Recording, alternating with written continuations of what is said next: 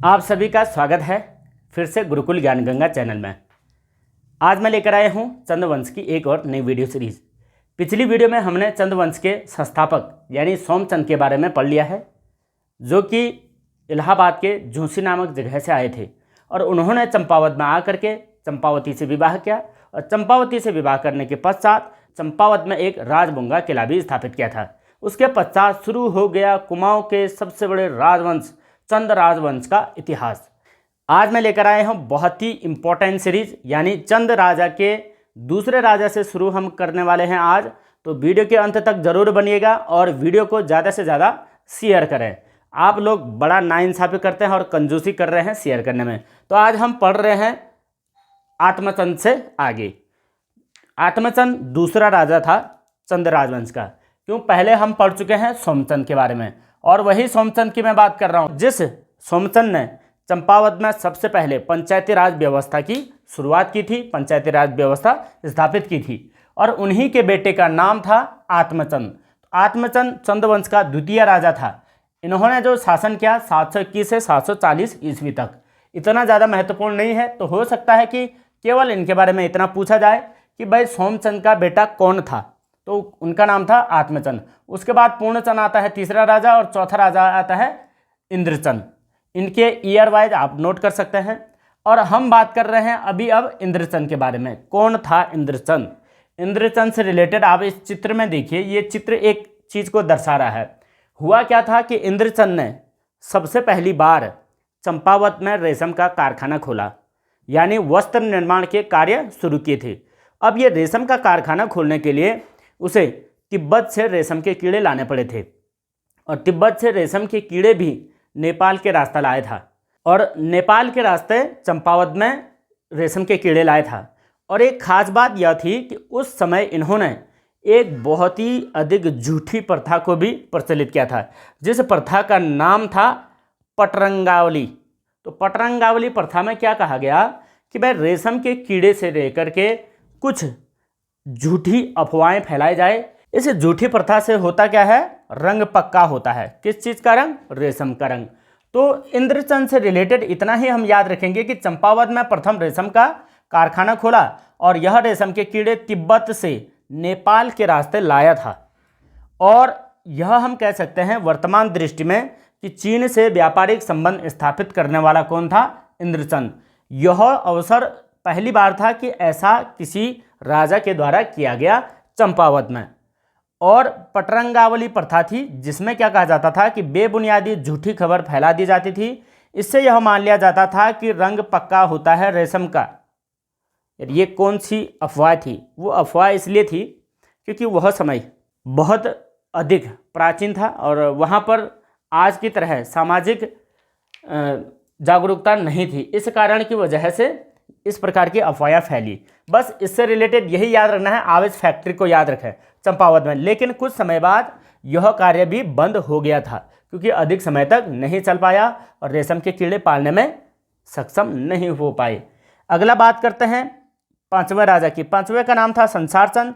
छठवां राजा हो जाता है सुधाचंद। सातवां राजा हो जाता है हमीरचंद या हरिचंद। ये तो हो गया सातवें तक की। इन्होंने कोई भी कार्य नहीं किया, इसलिए इनका नाम ही याद रखें तो काफ़ी हो जाएगा। अब आ जाते हैं आठवें राजा पर। आठवें राजा का नाम था बीणचंद। याद रखें, वीणा वादिनी वरदे। और बीणचंद ने शासन किया है 856 ईस्वी से लेकर के 869 ईस्वी तक। और इनके शासन में एक बहुत बड़ी घटना होती है। बहुत बड़ी घटना कैसे होती है कि बीणचंद एक प्रकार के नालायक राजा कहा जा सकता है। नालायक का मतलब है कि उन्हें शासन करना अच्छे तरीके से नहीं आता था। दरअसल वो एक विलासी प्रकार के राजा थे। विलासी का मतलब होता है केवल भोग विलास करना, अपना राज्य का विदोहन करना, केवल अय्याशी करना, मौज मस्ती करना।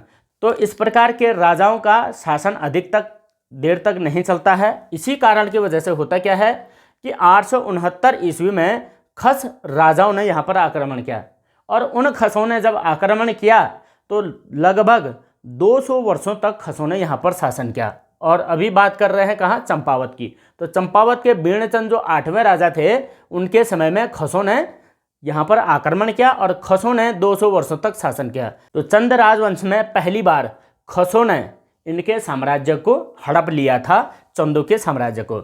और पहले राजा से लेकर के 8वें राजा तक लगातार शासन चला और यहाँ पर 200 वर्ष का शासन किसने किया? खसों ने। खस कहाँ से आए थे? खस आए थे नेपाली पहाड़ी क्षेत्रों से, तो यहाँ पर आकर के शासन किया। उसके बाद होता यह है कि 1065 ईस्वी में फिर से एक चंद वंश का एक वंशज जो है नेपाल में था, उस नेपाली चंद वंश की खोज की गई और उसे खोज करने वाले थे सोन खड़ायत के दल। दरअसल ये जो सोन खड़ायत थे ये पूर्व में चंद वंश के ही परिवार में से रहे होंगे। इन्होंने खोज की कि चंदों का कोई वंशज यदि है तो उसे खोज करके लाएं और दोबारा से चंद वंश की नींव रखी जाए। तो नेपाल में गए ये लोग, सोन खड़ायत के दल यानी सैनिक दल गए 1065 में नेपाल में गए और नेपाल में पता चला कि वहाँ एक वीरचंद नाम का व्यक्ति है जो कि चंदों का वंशज है। अब ये है वीरचंद, ये है बीण। बीण और वीर दोनों में अंतर है। इसका नाम बीण है, ण और रौ। तो वीरचंद को खोज करके लाए, ये याद रखेंगे, वीर और बीण में अंतर, क्योंकि बीण ने तो शासन सही से नहीं कर पाया और खसों ने यहाँ पर शासन हड़प लिया था और वीरचंद ने पुनः शासन पुनर्स्थापना करे। तो क्या हुआ कि 1065 में सोपाल नामक एक राजा था, ये था खसों का अंतिम राजा। इस खस शासन में अंतिम राजा था सोपाल और सोपाल को मारा गया वीरचंद और सोन खड़ायत के दल के सहयोग से। और जैसे ही इन दोनों ने यानी इस दल और वीरचंद ने इस सोपाल को मारा, पुनः से वीरचंद को बिठा दिया चंपावत की राजगद्दी पर और वीरचंद बन गया वहाँ का 9वां राजा। तो इसने जब शासन किया तो इस 9वें चंद वीरचंद ने 1065 से लेकर के 80 तक शासन किया, यानी 1080 तक। अब इस आदमी के बारे में यही कहा जाता है कि भाई चंद वंश की पुनर्स्थापना करने वाला यह व्यक्ति था। कौन? वीरचंद। साथ ही साथ खसों का अंत करने वाला भी यही था, यानी उत्तराखंड के चंपावत राजधानी से खसों का अंत किसने किया? तो वीरचंद। और खसों के पास अपनी सत्ता किसने छोड़ी, यानी कौन ऐसा राजा था जिसको खसों ने हराया? वो था बीणचंद और जिसने खसों को हराया वो था वीरचंद। बीण एंड वीर दोनों याद रखेंगे, 8वां 9वां, इसलिए इसमें कंफ्यूज होता है पहला वीर आया था या बीण आया था। पहले बीण आया था फिर वीर आया था, ये याद रखेंगे हम 9वां राजा। बस इससे जानकारी इतनी ही है। 10वें राजा की बात करें तो रूपचंद था, 11वां लक्ष्मीचंद, 12वां धर्मचंद, 13वां कर्मचंद, 14वां कल्याणचंद फर्स्ट, 15वां निर्भयचंद और 16वां नरचंद। 16 राजा यानी 10 से लेकर 16 तक राजा जो है केवल अब केवल चंद राजवंश की गद्दी पर बैठते हैं और बैठ करके केवल घाम तपाई करते हैं, यानी किसी भी प्रकार का विशेष कार्य इन्होंने नहीं किया था, इसलिए इनके बारे में कोई जानकारी उपलब्ध नहीं होती है। अब बात करें 17वें राजा की। 17वें राजा का नाम था नानकीचंद और नानकीचंद 1175 से लेकर के 1195 यानी कुल 20 वर्षों का शासन करता है। था कितनावां? 17वां। और कब से कब शासन करता है? 1175 से 1195 तक। इससे संबंधित क्या जानकारी है कि हमारे एग्जाम के लिए इम्पोर्टेंट हो सकता है? इसके समय में होता क्या है कि नेपाल के दुलु क्षेत्र का एक राजा यहाँ पर आक्रमण करता है और उस दुलु के जो दुलु निवासी था, जो राजा था दुलु का, उसका नाम था अशोकचल। और अशोकचल ऐसा राजा हुआ, पहली बार नेपाल से आकर के उसने कुमाऊं और गढ़वाल दोनों क्षेत्र को जीता था और दोनों क्षेत्र को इसने 1191 में जीता। और उस समय चंपावत का जो राजा था वह था नानकीचंद, यानी चंद वंश का जो राजा था नानकीचंद। इसके समय में कौन आया? अशोकचल। कौन था अशोकचल? दुलु का निवासी था, यानी राजा ही था ये भी, और यहाँ आया और पहले कुमाऊं को जीता फिर गढ़वाल को जीता।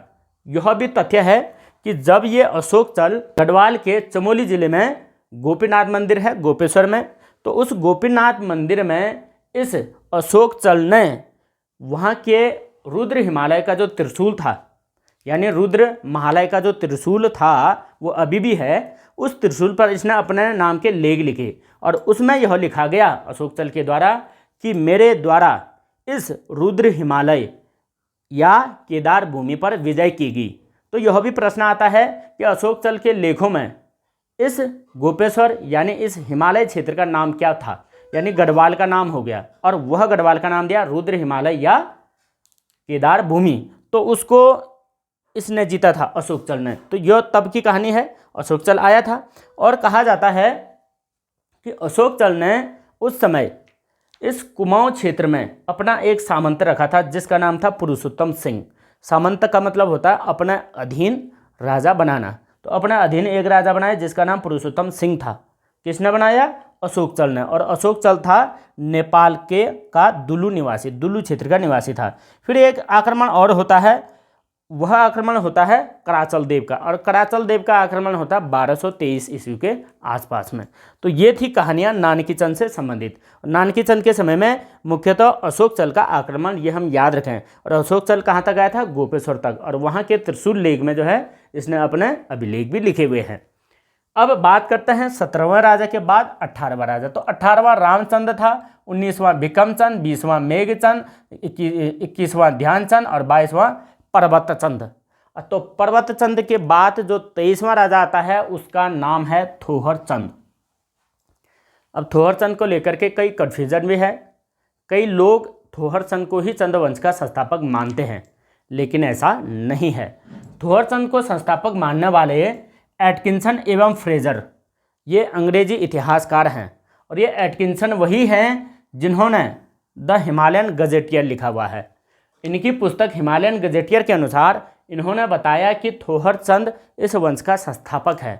देखो, उन्हें कन्फ्यूज क्यों हुआ? क्योंकि इससे पहले आप देखिए कि यहाँ पर एक बार अशोक चल ने चंद्रवंश पर विजय किया, उसके बाद एक बार कराचल देव आया, इसने भी विजय किया। और यहाँ देखो तो 200 वर्षों तक चंद्रवंश पर बाहरी शक्तियों द्वारा अधिकार किया गया था। इसलिए कन्फ्यूजन होता है इतिहास में। इसलिए एटकिंसन ने जितना कहा उस आधार पर लगता था कि थोहरचंद ही संस्थापक है, लेकिन उत्तराखंड के अन्य इतिहासकारों के अध्ययन के अनुसार लगा कि भाई थोहरचंद संस्थापक नहीं है, बल्कि इस वंश के संस्थापक कौन हैं? सोमचंद, जिनके बारे में हम पिछली वीडियो में पढ़ चुके हैं। यदि आपने वह वीडियो नहीं देखी तो आई बटन में जाकर के पहले उस वीडियो को वॉच करें, उसके पश्चात इस वीडियो को देखें, तब कंप्लीट बात समझ में आएगी। तो हम बात कर रहे हैं थोहरचंद की। तो इसको संस्थापक माना गया है, जो कि पूर्णतः सत्य नहीं है। हम मानेंगे इस संस्थापक किसको? सोमचंद को, सोमचंद। तो ये होगी थोहरचंद से संबंधित बातें। अब 24वां राजा होता है कल्याणचंद और 25वां होता है त्रिलोकचंद। त्रिलोकचंद बहुत ही ज़्यादा इंपॉर्टेंट था, जिसने 1296 से लेकर के 1303 तक शासन किया चंपावत में। और इस त्रिलोकचंद से संबंधित यह माना गया कि पहला यह ऐसा राजा था जिसने अपने साम्राज्य का विस्तार किया। और विस्तार भी कहाँ किया? तो पहली बार इसने नैनीताल के भीमताल क्षेत्र में, जिस भीमताल को पहले छखाता क्षेत्र कहते थे, छखाता क्षेत्र को इसने पहली बार जीता। उसके पश्चात दिया आया पाली पछाऊ क्षेत्र में, पाली पछाऊ क्षेत्र भी इसने जीता। 12 मंडल परगने में आया, तो 12 मंडल क्षेत्र भी इसने जीता। यानी 3 ऐसे क्षेत्र थे जब इसने चंपावत से आकर के नैनीताल के एरिया की तरफ ये क्षेत्र जीता था। और जहाँ पर इसने जीत की, और उसी जीत के बाद उस क्षेत्र में इसने एक किला भी बनाया। तो यह किला चंद्रवंश का पहला ऐसा किला था जो कि चंपावत से बाहर अन्य क्षेत्र में बनाया गया था। और इस किले को बनाया किसने? त्रिलोकचंद ने। तो त्रिलोकचंद के द्वारा उस किले को कहाँ बनाया गया? छखाता क्षेत्र में बनाया गया। और छखाता क्षेत्र नाम था प्राचीन नाम भीमताल का, जो कि नैनीताल का हिस्सा है। तो ये थी हमारी आज की डिटेल। अभी हम पढ़ चुके हैं 25 राजाओं की डिटेल, यानी हम पहले राजा से लेकर के 25 राजा तक क्लियर कर चुके हैं। ज़्यादा याद रखने की जरूरत नहीं है, आप केवल फैक्ट बेस याद रखें। एक इंद्रचंद का फैक्ट याद रखेंगे कि रेशम का कारखाना लगाया था और चीन से व्यापारिक संबंध बनाए। और पटरंगावली प्रथा आप याद रखें, जो कि एक झूठ बोलने की प्रथा थी। ये भी कमाल की बात है कि झूठ बोल करके रेशम उत्पादन किया जा रहा था। शायद इसीलिए ये रेशम का कार्य नहीं चला, क्योंकि झूठ की नींव पर कोई भी इतिहास खड़ा नहीं हो सकता है। उसके पश्चात बीणचंद याद रखें, बीणचंद के समय में बड़ी उथल पुथल होती है, क्योंकि यहाँ पर खस राजाओं का पुनः शासन हो जाता है यहाँ चंपावत में। इसलिए इसका जो इतिहास है बहुत ही ज़्यादा खास हो जाएगा। और फिर है बीरचंद, जिसने पुनर्स्थापना की थी। और याद रखें नानकी चंद, इसके समय में अशोक चल आया था। फिर बात करें थोहरचंद, इसमें एक कन्फ्यूजन है, वो कन्फ्यूजन हम क्लियर कर चुके हैं। फिर है त्रिलोकचंद, और त्रिलोकचंद के समय में पहला छकाता क्षेत्र में एक किला बना था। बस इतनी सी बात है, और इतनी बात हम 2 मिनट में याद रख सकते हैं। यानी आप अगर इस बोर्ड की पूरे की एक बार स्क्रीनशॉट ले लें तो कंप्लीट एक साथ याद हो सकता है। और इसके अलावा आपको अतिरिक्त किताब पढ़ने की बिल्कुल भी आवश्यकता नहीं। जितनी इंपॉर्टेंट डिटेल इसमें है इतना ही याद रखें, इनफ हो जाएगा। आप उत्तराखंड के किसी भी एग्ज़ाम को क्रैक कर सकते हैं। और अपना टारगेट बनाएं कि आने वाले जो एग्ज़ाम हो रहे हैं, जिनकी डेट निकल चुके हैं, उनमें से आप एक एग्ज़ाम क्लियर करोगे।